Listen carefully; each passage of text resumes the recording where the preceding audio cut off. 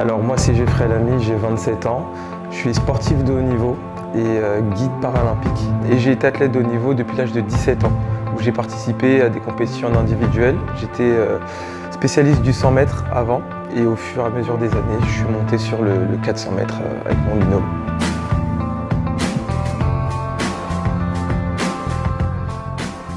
Leur histoire commence il y a 8 ans.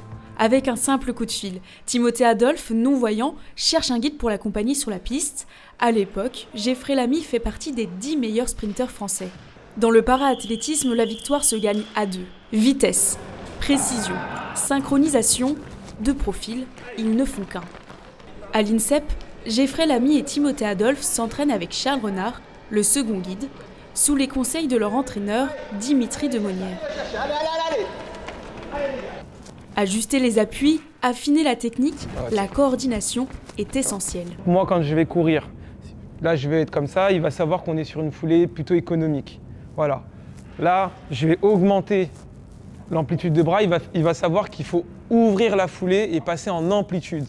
Et si on accélère, là, il va savoir qu'il faut mettre du rythme. Il faut savoir que plus le lien il va être rigide, tendu, plus l'information va être précise. Par exemple, là, on fait, regarde, je ne le tends pas, bah, tu vois. Si, il ne sait pas si... Alors que s'il est tendu, bah là, l'information il est plus directe. Un mot, un geste, pour se repérer lors de la course, ils utilisent un langage codé. Mais au-delà des mots, c'est la confiance qui fait la différence. C'est une relation fraternelle. On est notre plus longue relation, on va dire, mutuelle. Donc voilà, on a connu des hauts et des très hauts et des très bas. Il y a une relation... sur la piste, oui, mais il y a une relation humaine qui est d'autant plus forte en dehors, parce qu'on s'est soutenus dans les moments difficiles sportifs, mais aussi en dehors qu'on a vécu l'un et l'autre. Une complicité récompensée.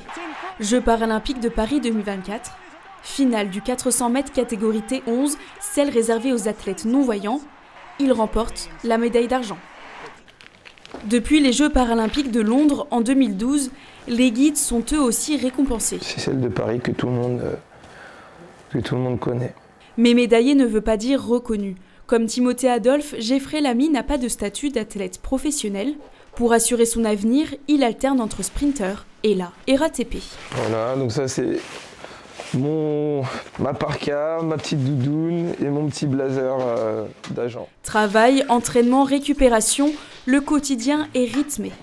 Être guide, c'est une discipline qui demande beaucoup d'implication. J'ai une fatigue nerveuse supplémentaire parce que j'ai plein d'informations à prendre quand je cours avec lui pour déjà le sécuriser dans sa course, respecter les consignes du coach, les consignes qui me concernent et les consignes qui le concernent, la gestion de la fatigue à ses côtés, de courir en binôme. Et puis l'athlétisme, c'est un sport individuel. Et là, on passe sur un sport collectif où on doit être dans la communication, être dans l'entraide pour pouvoir gagner. De toute façon, je ne peux pas gagner sans lui, il ne peut pas gagner sans moi. Donc on change vraiment de discipline. Chaque relation entre athlète et guide est unique. Pour le binôme Timothée Adolphe et Geoffrey Lamy, ce lien est fraternel. Ensemble, ils préparent déjà Los Angeles 2028.